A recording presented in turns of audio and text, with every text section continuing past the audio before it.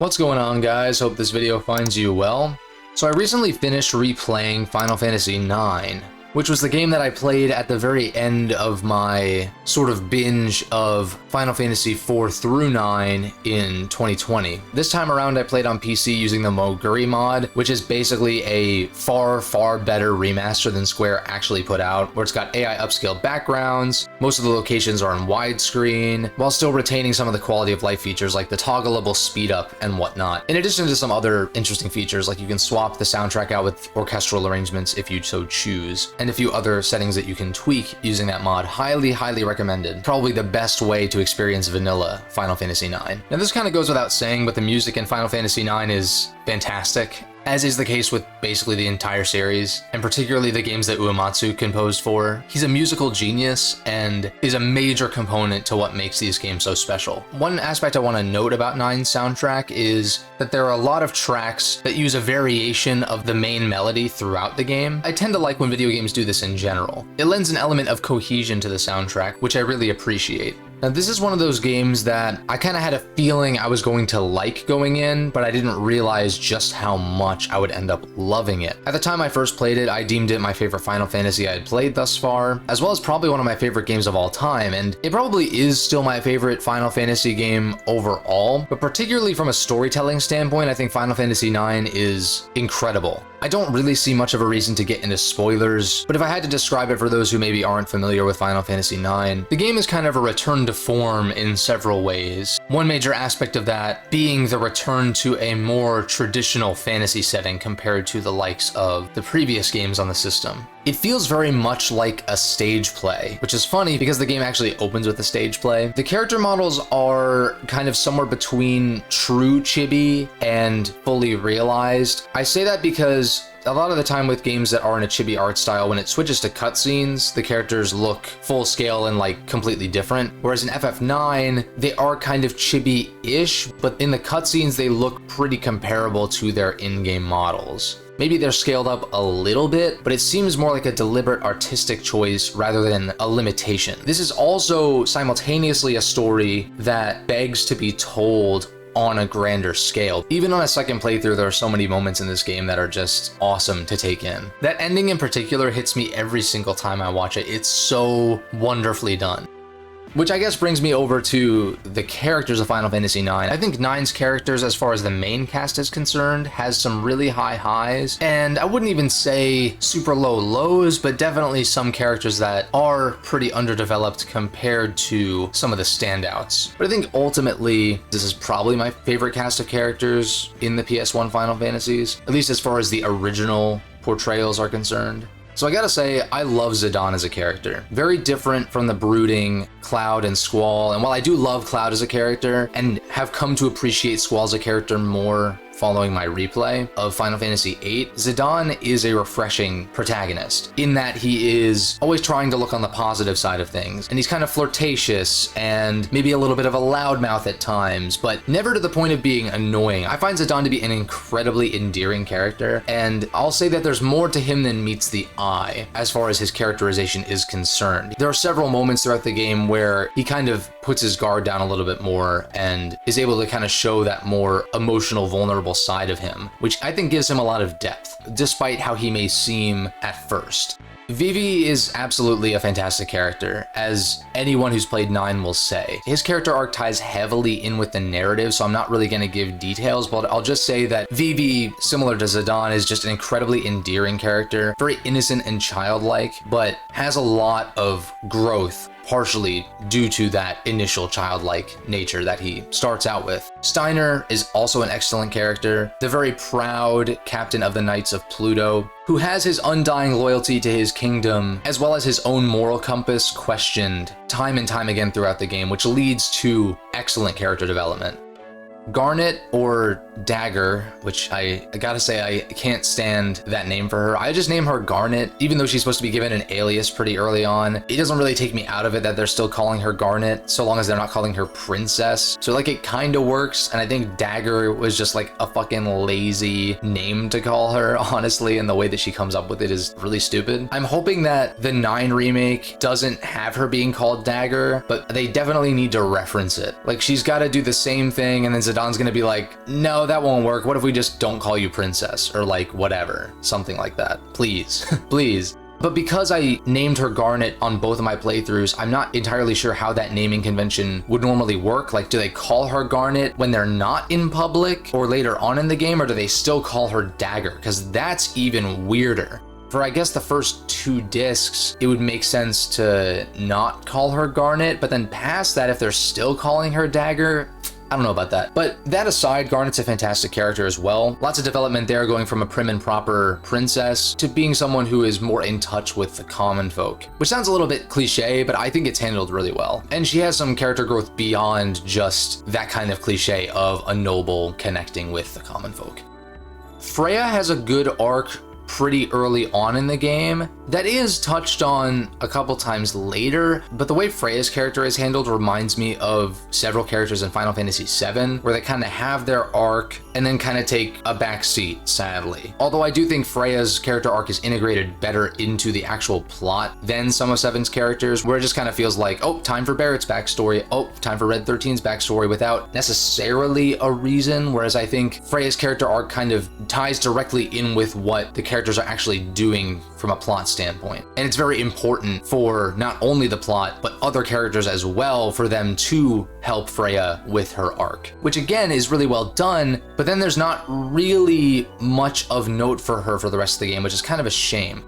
Quina or Kina or Quina, quinoa. No, for real, I think it's pronounced Quina from what I've seen most commonly. I'm not really tied to one pronunciation or the other. Whatever ends up being the official pronunciation is what I'll go with, but we'll just say Quina is quite the interesting character, not from like a depth perspective. In fact, Quina, weirdly enough, is not a very deep character, but I also really like them as a character. I think Quina is a comic relief character done right, where Quina is a member of the species called the Ku, spelled Q-U, who are kind of gourmands in their own right. So Quina's whole shtick, as it were, is that she wants to try all the different kinds of food and, you know, eating stuff that isn't food, like rocks and frogs and all that kind of stuff. And at first it seems like it's gonna get old, but I legitimately think Quina is a hilarious character in a very, very positive way. And perhaps more than any other character in this cast, I want to hear what they're gonna sound like in the remake. I unironically love Quina as a character, despite her lack of a true character arc.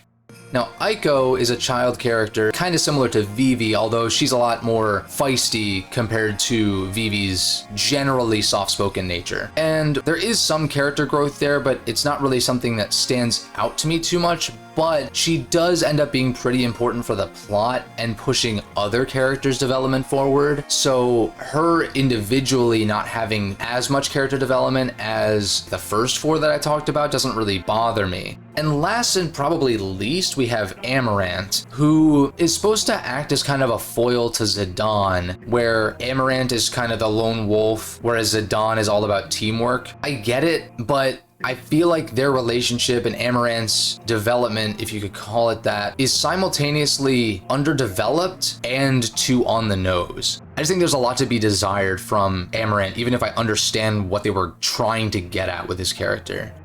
This is also a game where I find the supporting cast to be pretty endearing as well, be it the other members of Tantalus like Cinna, Marcus, and Blank. General Beatrix is an awesome character, and I'll just leave it at that. Cid plays his role pretty well, even though he's somewhat used for comic relief for a while. Maybe a little bit too long. I think the supporting antagonists are kind of weak, like that bounty hunter chick Lonnie, as well as Zorn and Thorn. And I'll leave some of the main antagonists ambiguous, but Kuja in particular, who really is the force the party is going up against for most of the game, is awesome. He has an intimidating presence on screen, he has his own character development and motivations, which leads Kuja to being one of the big highlights of Final Fantasy IX for me.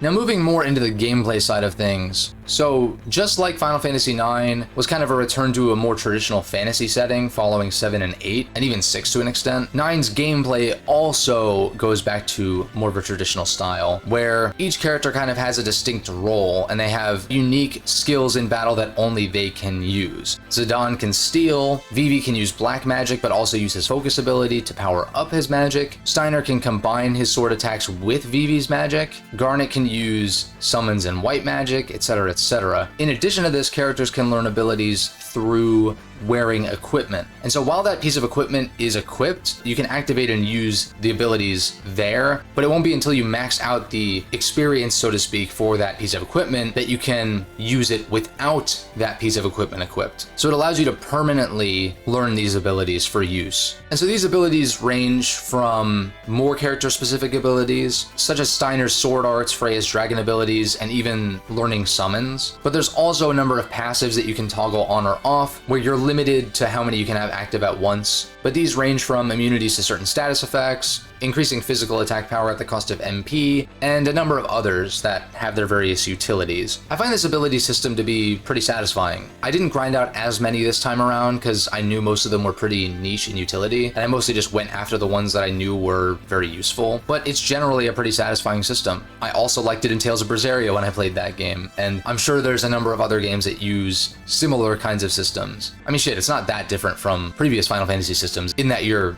accruing points towards acquiring skills. Not really anything super mind-blowing or noteworthy, but just a solid return to more class-based characters in combat. With the exception of Trance, that shit kinda sucks. It's kinda like a version of a limit break, except you can't choose when to activate it. So if it activates right at the end of a battle, or when you don't particularly need it, then it kinda just goes to waste. Moving on from the Final Fantasy IX specific gameplay stuff, I want to address something. In my Final Fantasy VII Rebirth Hopes and Predictions video, I offhandedly said that I felt the original Final Fantasy VII's gameplay wasn't engaging on my second playthrough. I probably should have specified and gone deeper on the subject in that video, but it wasn't intended to be the focus of that video. But now that I've replayed Final Fantasy VIII and IX, I wanted to elaborate on this point a bit, since a lot of my issues with the gameplay in 7 are applicable to 8 and 9 as well. And I probably should have said combat specifically, not gameplay, because my issue with the gameplay in these games stems less so from the actual progression systems, being materia, junctions, and equipment abilities, and has way more to do with actual moment-to-moment combat.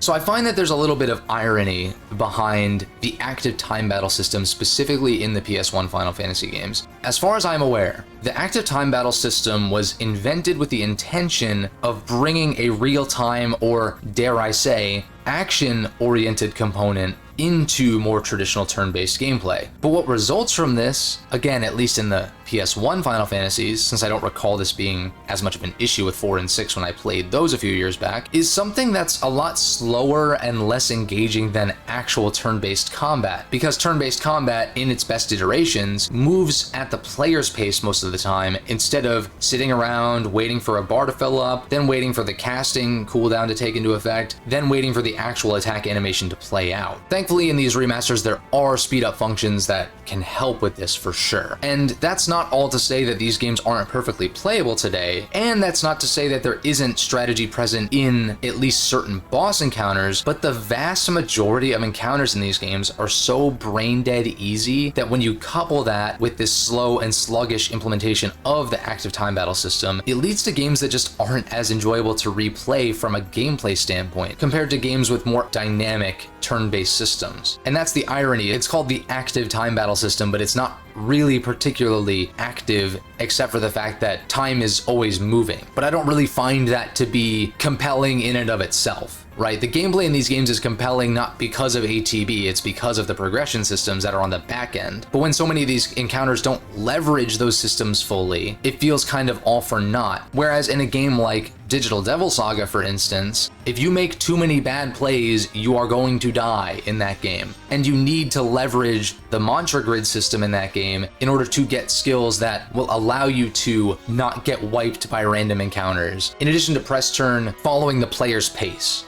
So I'm not saying that Final Fantasy, if it were to go back to turn-based, that I would want it to be press turn per se, but even a traditional turn-based system is more compelling to me than ATB in the PS1 Final Fantasy specifically. But all of that is okay, because the primary reason why I've fallen for this series over the past couple of years, and the reason why I was drawn to these games in the first place even, and why I'm looking forward to playing more of them in the future that I haven't yet, are specifically for the worlds these games take place in and the stories that are presented in those worlds, despite the flaws in storytelling in certain iterations. So I hope that makes a lot more sense. that pretty much wraps up my thoughts on Final Fantasy IX, and really the PS1 Final Fantasies in general. And I gotta say, despite what problems I have with these games, I find myself thinking about these games fairly often, and I kind of view a game coming to mind outside of it, even beyond being in the middle of a playthrough, as a testament to how great they are and how much I really do like them overall. Now, it's tricky because my main problem with these games is the gameplay, and so it's hard to say how often I could see myself coming back to them. But if that Nvidia leak from a few years back is any indication, then a Final Fantasy IX remake is in development to some extent. And I've been seeing more and more rumblings of that project being real as of late as well, which I'm not super surprised by because that leak has proved to be accurate on multiple occasions. But I wouldn't be surprised if we saw something within the next year or so on that, since I think 7 Rebirth is the only upcoming Final Fantasy title we know about, and that's supposed to be early 2024. It remains to be seen what scope